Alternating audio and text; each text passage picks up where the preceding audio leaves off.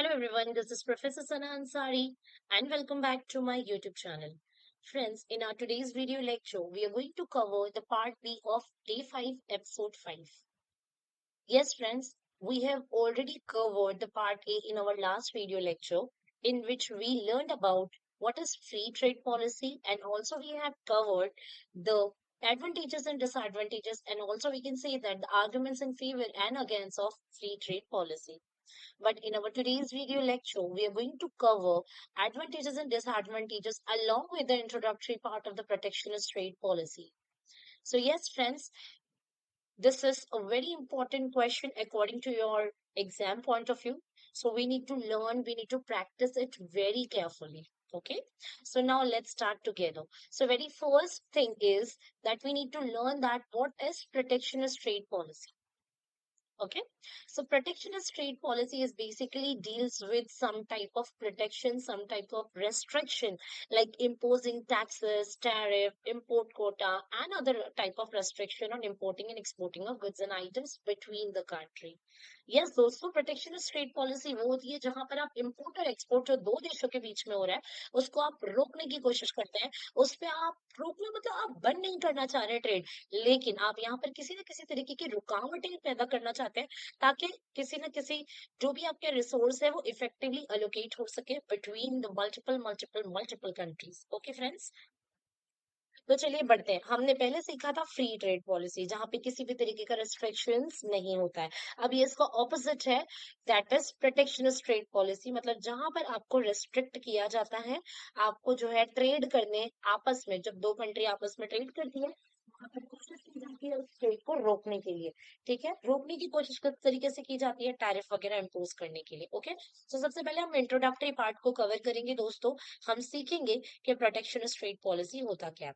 ठीक है, सो अब यहाँ पर देखिए, protectionist trade policy में, a protectionist trade policy when a nation takes steps to protect its domestic industries and business from foreign competition. Yes, जब आप बाहर देश से चीजें खरीदेंगे, मैंने जैसे कि लास्ट वीडियो लेक्चर में किटकैट चॉकलेट का एग्जांपल आपको दिया था कि अगर ये इंपोर्ट आपके लिए फ्री हो तो बाहर से लोग चॉकलेट्स खरीद लेंगे। किटकैट का जो इंटरनली डोमेस्टिक मैन्युफैक्चरिंग हो रहा है उसको तो कोई प्रेफर ही नहीं करेगा ना। सो हमारे डोमेस्टिक बिजनेसेस को रोकने के लिए, उनके राइट्स एक्सप्लॉइट ना हो, उनके उनको प्रोटेक्ट करने के लिए हम लोग जो है प्रोटेक्शनिस्ट ट्रेड पॉलिसी लेते हैं, क्योंकि लोग यही करेंगे। इम्पोर्टेड डेमोन्स्ट्रेटिव इफेक्ट की वजह से मिथ को फॉलो करते हैं लोग, बाहर देश से चीजें खरीदना ज्यादा प्रेफर करेंगे ना कि अपने देश की कंपनियों से खरीदेंगे। तो इसी के लिए अपने देश की कंपनियों को प्रोटेक्ट करने के लिए और फॉरेन कंपटीशन से बचने के लिए हम लोग जो है प्रोटेक्शनिस्ट ट्रेड पॉलिसी लाते हैं। This is done by using the methods like imposing taxes, tariffs on imports, import quota on foreign goods, or giving subsidies to local industries. ठीक है, हम अलग अलग तरीके के, जैसे मैंने कोटा रेस्ट्रिक्शन ये सब बताया, ये तरीके के आप रुकावटें लगाते हो ताकि आपकी इंडस्ट्रीज जो है ना, डोमेस्टिक इंडस्ट्रीज जो आपके देश के अंदर की कंपनियां, उनको आप प्रोटेक्ट कर सके ताकि लोग बाहर देश से ना खरीदते हुए आपके देश के अंदर की कंपनियों से चीजें खरीदें। ठीक है, अब हम देखेंगे इसके एडवांटेजेस क्या है। तो सबसे पहले arguments in favour of protectionist trade policy करने जा रहे हैं दोस्तों हम लोग। ठीक है, तो इसको कर लेते हैं यहाँ पर। सबसे पहला आपको पॉइंट दिखाई दे रहा है, इन्फेंट इंडस्ट्री आर्ग्यूमेंट। सबसे पहले मैं आपको इन्फेंट इंडस्ट्री का मीनिंग बताते चलो। इन्फेंट का मतलब होता है स्मॉल इंडस्ट्रीज, जो छोटी मोटी इंडस्ट्रीज होंगी। यस डेफिनेटली वो तो इंटरनेशनली ट्रेड कर ही नहीं पाएंगी, है कि नहीं, अगर फ्री ट्रेड हो तो। इसीलिए प्रोटेक्शनिस्ट ट्रेड पॉलिसी लाया गया है कि बाहर से चीजें खरीदने में आपको रेस्ट्रिक्शन है, सो आप घर के अंदर यानी कि देश के अंदर की छोटी मोटी इंडस्ट्रीज की भी चीजें खरीदेंगे जिससे उनका भी फायदा हो जाएगा, स्मॉल एंड इन्फेंट इंडस्ट्रीज का। ठीक है, उनकी भी चीजें बिकेंगी। Next we have diversification argument. Okay, अब इसकी वजह से क्या हो रहा है ना, डोमेस्टिक इंडस्ट्रीज जो अपने बिजनेस को एक्सपांड कर पा रही है, डोमेस्टिक इंडस्ट्रीज जो है अपने ट्रेडिशनल एक्सपोर्ट्स मेथड को यूज कर पा रहे हैं, जिससे गुड्स एंड सर्विसेज एक्सचेंज हो रही है। ठीक है, अब हम आगे बढ़ते हैं, जस्ट मिनट।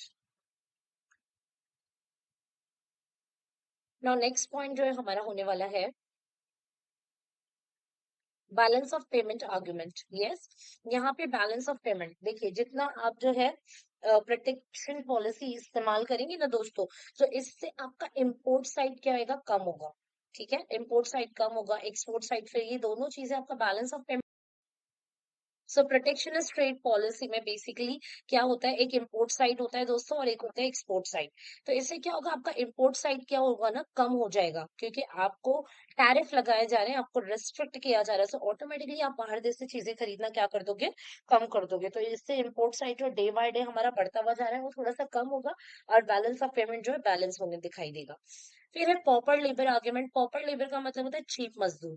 यस, देखिए, चीप मजदूरों ने की, जैसे protectionist protectionism prevents the exploitation of cheap labor in another country, ensuring fair wages and working condition domestically। देखिए, जब आप बाहर देश से ट्रेड वगैरह करते हो ना, तो इससे क्या होता है कि बाहर देश के जितने भी आपके लेबर्स है, आपके जो पॉपुलर लेबर है ना, जो आपके चीप लेबर है, जो सस्ते में भी काम करने के लिए रेडी हो जाते हैं, तो बाहर देश वाले उनको वहां पे भी चीप प्राइस ही देते हैं। तो जब आप बाहर देश से कोई लेन देन ही नहीं रखोगे, ज्यादा चीजें नहीं खरीदोगे ना, सो बाहर की जगह पे आप खुद के डोमेस्टिक बनाई हुई चीजों को जब खरीदोगे, सो डोमेस्टिक चीजों बनाने के लिए आपको जो लेबर रहेंगे वो भी डोमेस्टिक रहेंगे। सो डोमेस्टिकली लेबरों का कंडीशन, थोड़ा वर्किंग कंडीशन अच्छा हो जाएगा, उनको फेयर वेजेस भी मिल जाएंगे। ठीक है। Now, anti dumping argument. Yes, free trade में मैंने बताया था कि इसका एक बहुत गंदा डिसएडवांटेज ये है कि वो डंपिंग को प्रमोट करता है। फ्री होगा तो कोई भी कंट्री आपके देश में अपना आउटडेटेड प्रोडक्ट सस्ते में बेच के चली जाएगी। This is the method what we call the dumping is. लेकिन अगर आप प्रोटेक्शनिज्म को फॉलो कर रहे हैं, प्रोटेक्शनिस्ट पॉलिसी लगा रहे हैं ना दोस्तों, तो इससे क्या होगा, डंपिंग करने के लिए भी अगर कोई कंट्री आ रही है ना, जैसे चाइना जैसी, तो उनको भी टैक्स भरना पड़ेगा, तो वो ज्यादा से ज्यादा डंप नहीं कर पाएंगे। Now next we have employment argument. Yes, जब आप खुद के देश की बनाई हुई चीजों को खरीदोगे, जो देश में बनाई हुई इंडस्ट्रीज और कंपनियों में बनाया जा रहा है, उनके लेबर को तो फायदा होगा ही होगा, उनको एम्प्लॉयमेंट अपॉर्चुनिटी भी मिल रही है दोस्तों। ठीक है, so this is very good for us when we are trying to promote protectionist policy दोस्तों। ठीक है, चलिए आगे बढ़ते हैं। Inefficiency of resource allocation. आप अच्छे तरीके से, सॉरी, अब हमारा जो है नेक्स्ट क्वेश्चन स्टार्ट हो चुका है दोस्तों, एंड ये क्वेश्चन की तरफ हमको पढ़ना है। Just give me a minute.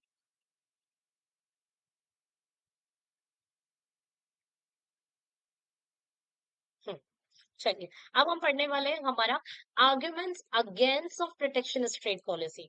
अब प्रोटेक्शनिस्ट ट्रेड पॉलिसी के डिसएडवांटेजेस पढ़ने, सी, कहीं ना कहीं ये बहुत फायदे वाली चीज है कि आप जो है ट्रेड पॉलिसी प्रोटेक्टिव रख रहे हो, लेकिन इसके नुकसान क्या हो सकते हैं। सो इसके नुकसान में देखिए, सबसे पहला पॉइंट हमारे पास है इनएफिशिएंसी ऑफ रिसोर्स एलोकेशन। आप अच्छे तरीके से रिसोर्स एलोकेट नहीं कर पाओगे। फॉर एग्जाम्पल, नहीं आप बाहर देश में कोई चीज खरीद रहे हो ना बेच रहे हो, लेकिन जिस चीज की दिक्कत हो, जो चीज, जैसे हमारा हाईली पॉपुलेटेड कंट्री है, अगर समझे नेसेसिटीज आइटम्स की जरूरत है, वो तो चाहिए ही चाहिए any how, luxurious and comfort goods को छोड़ दें, नेसेसिटीज मिल्क राइस ये कम पड़ गया तो खरीदना ही पड़ेगा ना।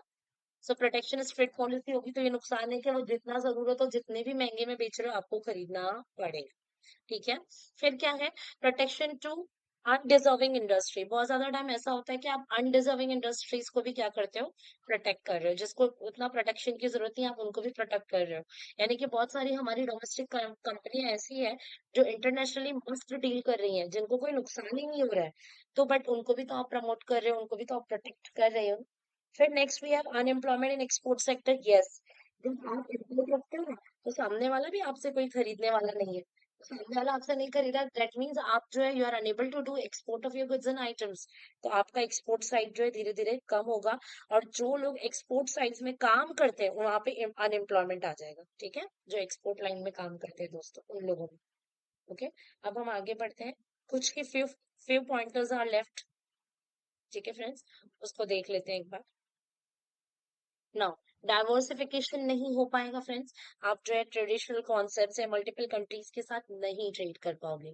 फिर labour are not the only factor of production.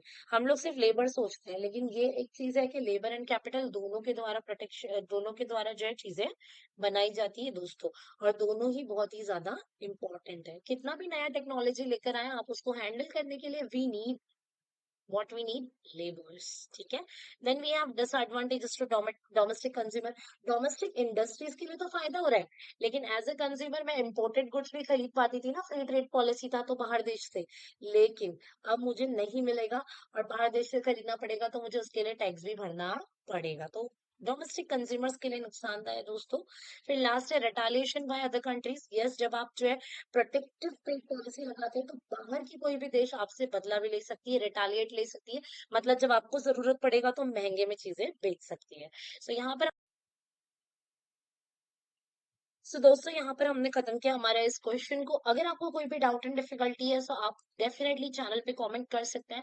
आपके बोर्ड एग्जाम की प्रिपरेशन में लग जाइए दोस्तों। जहाँ पे भी जिस भी तरीके का आपको डाउट एंड डिफिकल्टी हो, आप मुझे मैसेज कर सकते हैं। मैं डेफिनेटली आपको जो है यहाँ पर, और डेफिनेटली मैं लास्ट में रिविजन लेक्चर्स भी बनाऊंगी जो आपके लिए काफी ज्यादा हेल्पफुल होने वाले हैं दोस्तों। So be connected with us. That's all enough for today. Bye bye, have a nice